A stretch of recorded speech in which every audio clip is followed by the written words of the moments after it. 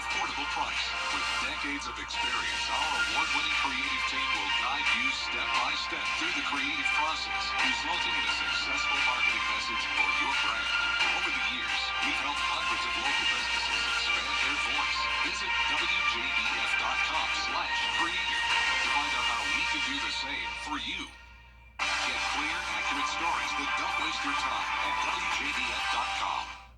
The Live Viper 6 Skyview Network, sponsored by Terry Lambert Hyundai.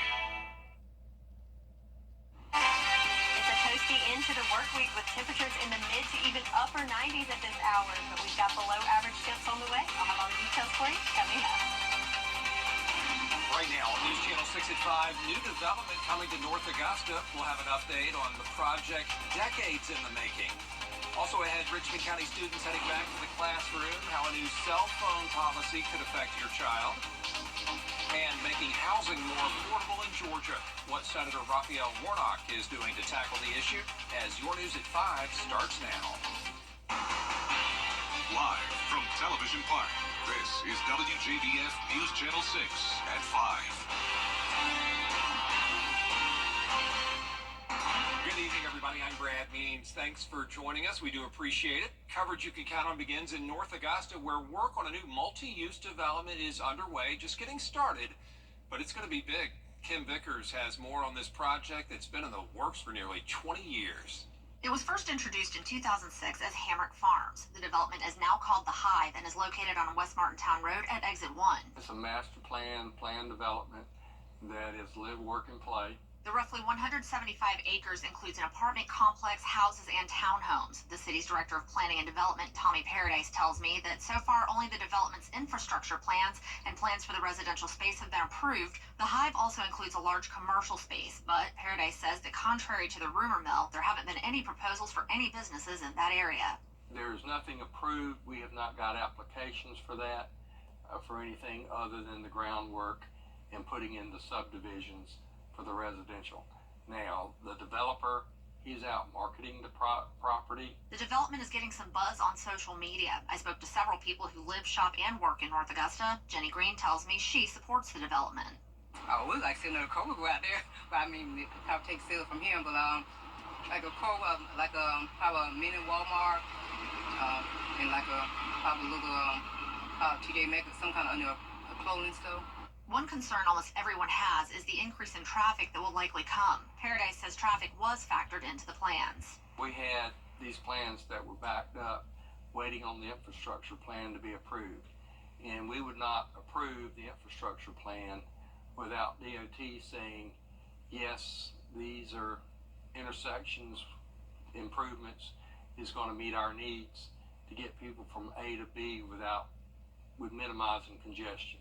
The city expects to hear back from the developer with plans and a proposal for the commercial space in the next 60 to 90 days. In North Augusta, Kim Vickers, WJBF, News Channel 6. All right, we'll keep you posted on that as our meteorologist, Sherry Shealy, keeps us posted on the weather on this Friday. That's right, Brad. So a lot to talk about in the weather department, but the top story is definitely the heat today and also some scattered afternoon storms. But right now, looking at our Terry Lambert Hyundai Skyview cam in Aiken, where it's bright and sunny and hot, a little breeze there as they get ready to celebrate a Friday night there in downtown Aiken. So sunshine there, but that is not the case everywhere, as we have some clouds that are building into around Emmanuel County up to Bamberg County, even some showers there between Screven and Allendale counties right now. Around the CSRA, temperatures nice and toasty, 95 degrees here in Augusta, and where those showers and this cloud cover are moving through, you can notice the temperature's a little bit cooler there, 86 in Bamberg, and with that, a little bit cooler with our heat indices as well, dipping down to 93 there in Bamberg. But for the rest of us, still some triple-digit heat out there at this hour. So with that cloud cover, notice we lost a few counties there in our heat advisory, dropping out a little early, Jenkins, Screven, and Allendale counties. But for the rest of us, we are under a heat advisory until 8 o'clock this evening, but relief is on the way. For your weekend, we're looking at not only lower 90s, but below average temperatures for this time of year. How about that? I'll have all the details on what you can expect for your weekend forecast coming up. Brad? Great, thank you. Richmond County students now just 3 days away from going back to school, and there's a new cell phone policy. It'll make Richmond County just one of 2 school systems in our area that is banning cell phone use in the classroom. Graham Lee, live at the Richmond County BOE headquarters in downtown Augusta with more details for us. Graham? Well, Brad, school leaders did share their optimism about this policy at Tuesday's meeting, but it's not a policy that you see in districts around our area, at least for the moment. The only other school to do so is Jefferson County High School, and they had this policy put in place this past summer that requires students to place their phones in a cell phone holder before class starts. Then they can retrieve it once class is dismissed. But Richmond County's policy, to your point, Brad, will require students to keep their phones away from the time the warning bell rings until they are dismissed. If students don't comply, phones will be confiscated and result in in-school suspension for students after the third or fourth offense. But I did talk to school leaders today who tell me they think this will make a huge difference. That this policy is not designed to strip anyone of their rights or their abilities to talk to mom and dad or to get in touch with their job, to make sure that, they're on the schedule. But it's to help them to focus on keeping the main thing, which is their education and learning.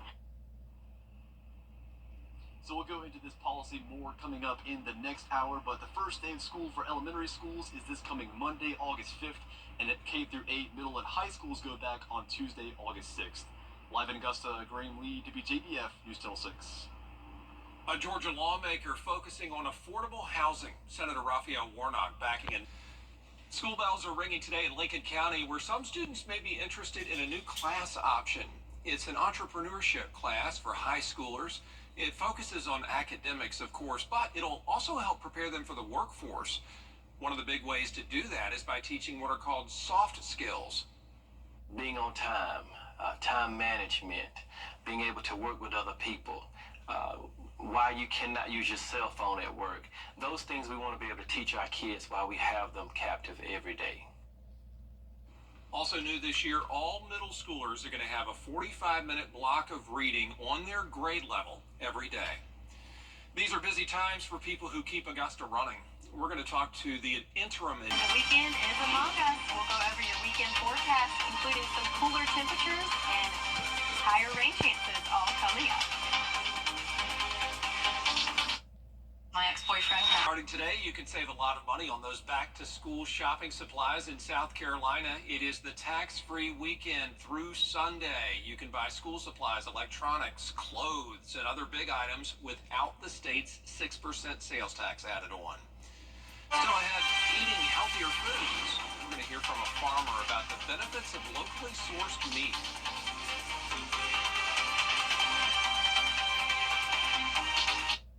Weather headlines on WJBF News Channel 6. Brought to you by Hickson Roofing. If your roof needs fixing, call Mr. Hickson. Attention. Hey guys, what's up? It's Anna Christina. Be sure to tune into Local Living this Saturday at 9:30. We have lots of food. We're covering Mediterranean, charcuterie, plus the Cali Foundation. Don't miss it, Saturday at 9:30.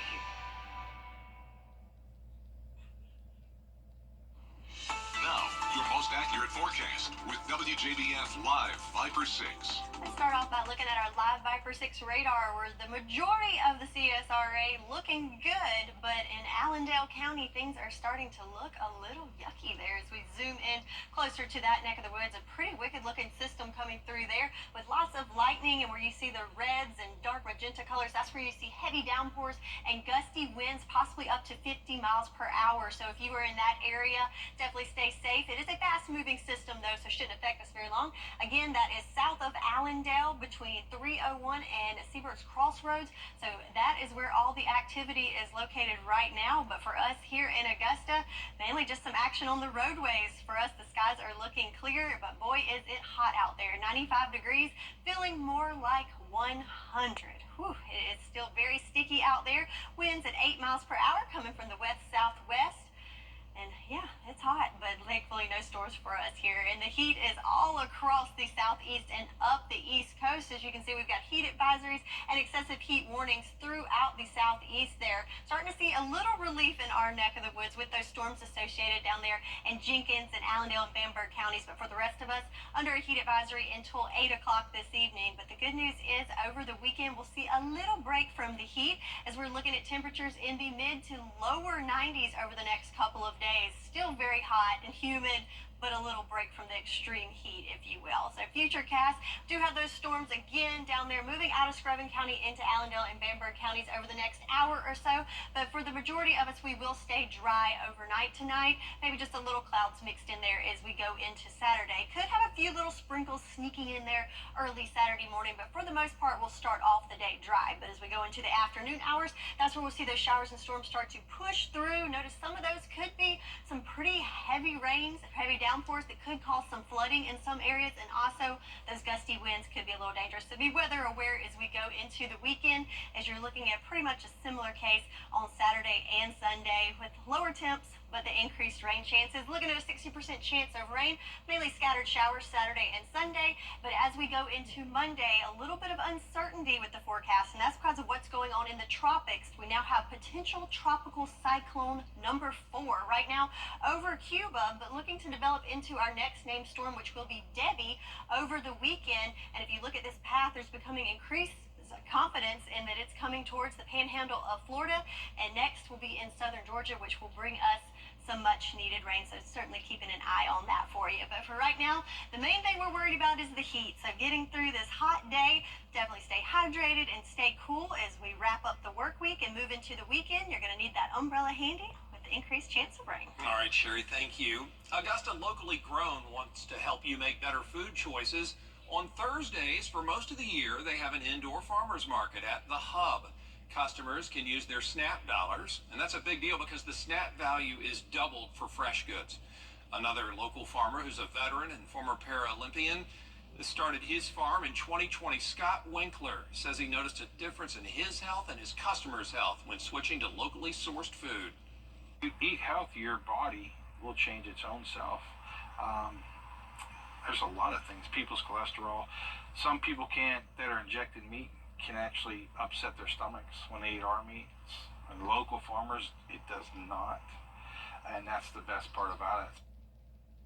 If you want to know where to find these local farmers and bakers, you can find that at WJBF.com. Up next, Lollapalooza is underway in Chicago. We'll hear from concert goers about their experience so far.